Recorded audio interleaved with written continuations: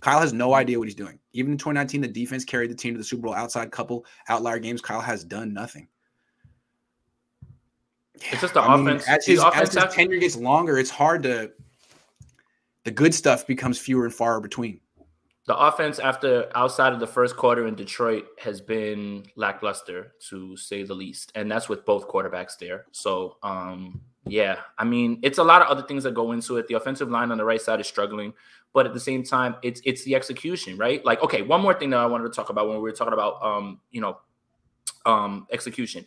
The Kyle Juszczyk sneak, right? Mm-hmm. First of all, when I saw him run up, I said, no, you put that on tape 2 weeks ago. They know exactly what you're doing. But if you watch the tape, you watch Trent Williams kind of spin out, and it would look like it was supposed to be what Kyle usually does, which is put something on tape in a formation, show it to you, and then show it to you again, and then run something else out of it. Right? It wasn't supposed to be a sneak. It wasn't supposed to be a sneak. It was supposed to be a toss to Lance. It was supposed to be a toss to Lance, and Lance had 65 yards of grass by himself that probably ends up being a touchdown. But guess what Kyle Juszczyk does? He runs the same play. That's execution. That's the coaching. Why doesn't he know what the play call was?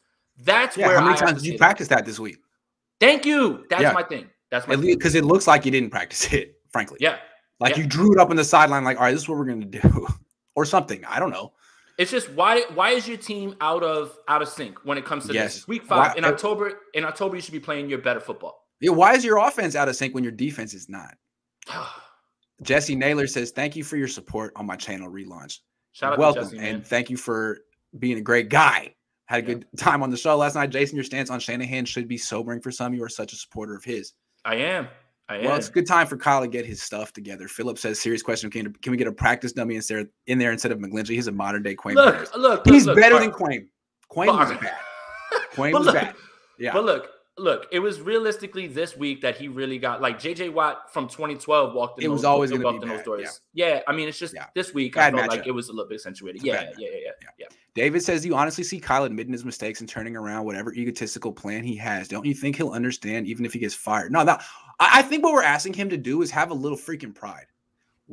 When you do your self scout and watch your offense, have some pride. Like, this sucks. This is so bad for me. I can do better than this. And I want him to hear all this crap that Grant's talking. Like, I've given him an opportunity and now he's getting real slick and everyone's agreeing. Like, let me make Grant look stupid real quick and remind everyone who the hell I am. Come on, Kyle. Do that.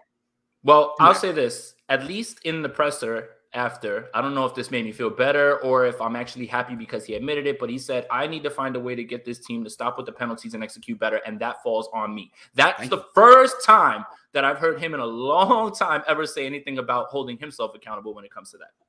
Good.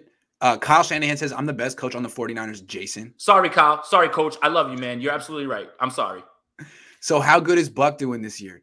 You're right, Jason. I really think that him next to Bosa would have been something special, but let's see what he does couple weeks. He has about identical numbers in terms of pressures and sacks as Armstead. Yep. Same thing. So just Armstead played really well this last game too. He is. Now that he's finally keeping quarterbacks in the pocket, he's playing better. He was balling. He was balling this week. Our defense looks amazing. However, we don't have a lot of turnovers. You think we can turn that around after the bye? See, I think this is a symptom of DeMeco, of the DBs DeMeco's working with, specifically the corners. I mean, I think that's where, like, if you had premium talent at those positions, you'd be getting more interceptions. But then that's where I heap more praise on DeMeco. Exactly. I don't think it's something that DeMeco's doing wrong. I think it's a symptom of the roster construction here. Right. I heap more. And like the safeties do a lot of great things, but frankly, that's not been their skill set throughout their career. They're versatile, solid players.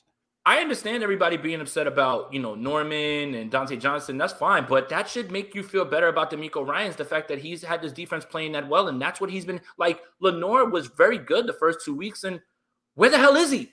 What happened? We're going to talk about that. We're going to talk about that in a minute. Offensive struggles more about play calling or execution. I think Trey has thoughts. I don't know. It's equally play calling and execution. But I want to give it more to execution than play calling, because when you watch a little bit more of those things, some of the rolls, but there's nothing you can do if your offense isn't executing, which falls on who? coach. And that's my thing. So I don't really necessarily, it's less play calling than it is execution. This team needs to be more prepared and more disciplined, man. That's it. And just the other thing that I have a gripe with Kyle is right now is the in-game adjustments.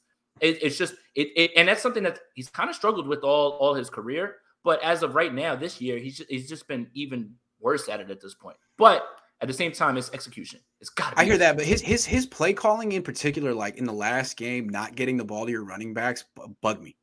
And then, like, for example, the defense really put them in position to win this game. They're down 3. Dante Johnson forces a freaking fumble like the hand of God. You better start putting some respect on that man's name. Yeah, I mean, it's a huge play. This is a game-changing play. You get the ball at midfield down 3. Like, this is where you take control. You relax. You go under center. You win playing your style of football. And first play of the drive, you're in shotgun. You throw. That's like, dude. That to me is Kyle. Like, when you're like the pressure's on, key moment, all of a sudden you're erratic as hell. He called 3 passes and a quarterback run on that series, and they got 6 yards. That was a game. All right. 2 things I want to point out. That first play of the game, this is Trey Lance's first NFL start. 21 years old. You have him in an empty set. Why? He should be under center. Okay. Under center. 2. The 49ers had a drive in this game, and this is no lie. 10 plays, 18 yards, 7 minutes. Because of the hold? Was that the holding penalty drive? Yes. Yes. I understand you can't run the ball when you're, 2nd and 15, 2nd and 20. Execution. Yes. Discipline. Yes. But 10 plays, 18 yards, 7 minutes. Help me. That's amazing. Scotty P says maybe Kyle is holding his genius until necessary. It's necessary now. It's time. It was necessary this past week if he really wanted to do everything. Is McDaniel calling plays or is Kyle? It's Kyle, man. Don't try to put this on McDaniel. It's not. No. It's not the grass. It's not the stadium. It's not the planets. It's Kyle. Kyle has the power, man. I think we're just trying to kind of push him. Like, come on, dude. What are you gonna do about it? Come on, dude. You got it. Do better. You got it.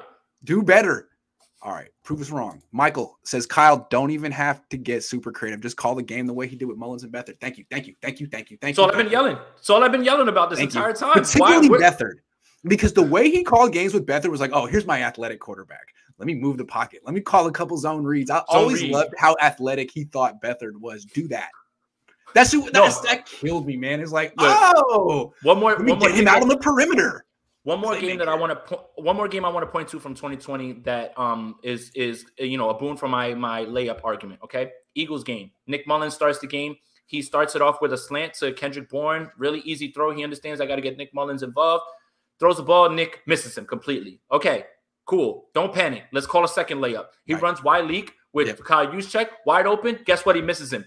Where on earth were those plays for Trey Lance? And I'm telling you again, if Sudfeld, God forbid, had to play next weekend, I guarantee you'd see him. So, Kyle, stop being stubborn.